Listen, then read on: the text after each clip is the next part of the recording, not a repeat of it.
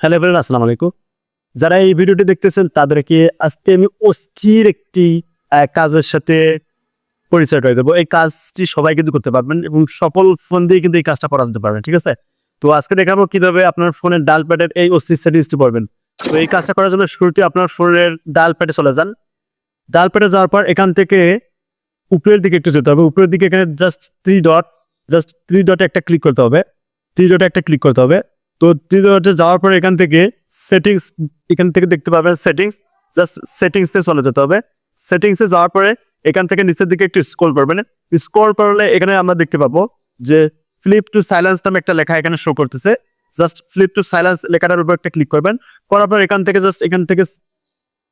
Tick মার্কে click করবেন। এখনও কিন্তু দেখতে পারবেন মজাটা আসলে কি হয়। এখন যদি কেউ আপনাকে ফোন দেয়, তো জাস্ট আপনি ফোনটাকে এভাবে ঘুরে রাখবেন, দেখবেন ফোনটা অটোমেটিক মিউট হয়ে যাবে এবং কেউ আপনাকে আর এভাবে কিন্তু আর বিরক্ত করতে পারবে না। ঠিক আছে?